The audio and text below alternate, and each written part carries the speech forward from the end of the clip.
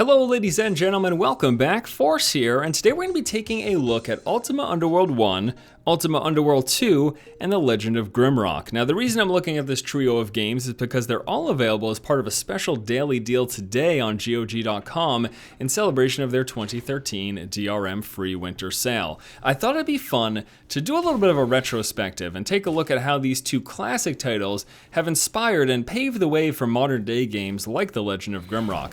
So we're going to start off in the very beginning, all the way back in 1992 with the release of Ultima Underworld 1.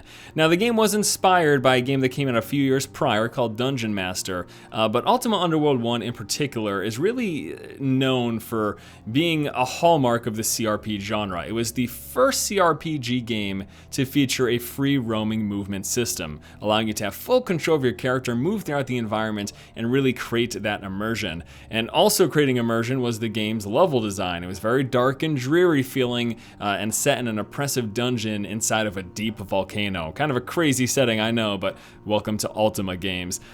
So the game had large handcrafted levels, a very in-depth story with multiple factions to it. Think something like, Game of Thrones, if you will. Responsive AI in the sense that if you take something that didn't belong to you, it could get you in trouble, and also a skill and stat system that really paved the way for modern day skill and stat systems. I keep saying it, but it's so true. This game was a trendsetter.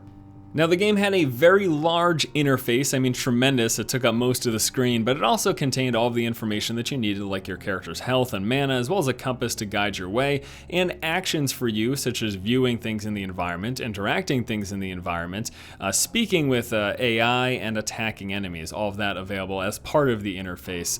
Now there's a dynamic combat system in this game with reactive enemies that respond to the different attacks that you do, and also multiple attack types, allowing you to decide if you wanted to thrust into 4 directions, do a sideways swipe, or an overhead attack. A really big deal for the time, and something that some games today don't even do. Well, there's a lot of RPGs, first-person RPGs, that only have singular attacks, if you will, in terms of choosing the direction. Various objects within the environment were also available for interaction. You could pick up things like food, weapons, and armor, and also just random debris like skulls and sticks. Now, 1 year later, after Ultima Underworld 1, in 1993, we saw the release of Ultima Underworld 2. The game had several improvements, including improved gameplay engine and graphics, and a cleaner interface with a much larger viewing area, allowing you to get more vision as to the actual game itself.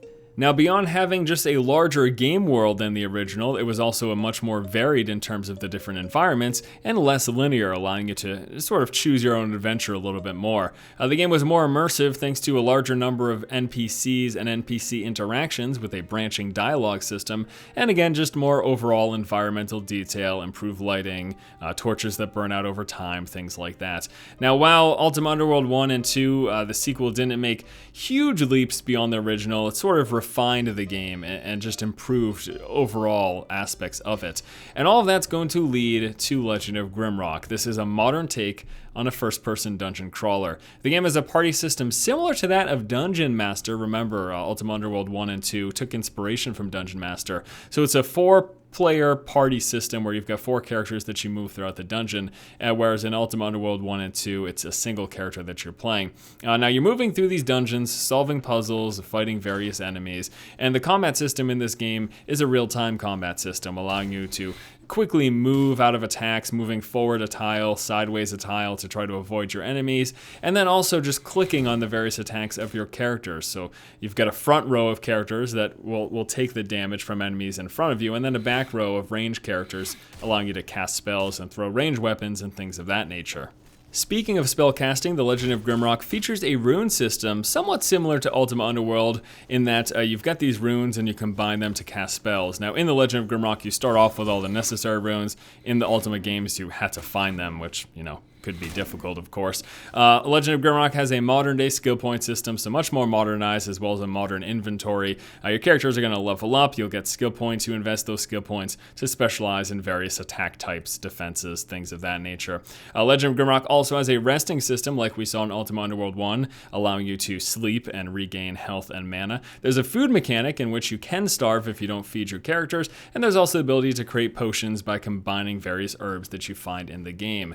So, as you can see, a title like Legend of Grimrock, and if you're familiar at all with modern day RPGs, have pulled a lot of inspiration from both Ultima Underworld 1 and 2. Now, while I personally don't feel like those games held up too well compared to some older titles, they're definitely still hallmarks of the genre and worth taking a look at if you never have. I think especially people who have played these games in the past, it doesn't hurt to revisit them if you no longer have them, if you lost your floppy disk.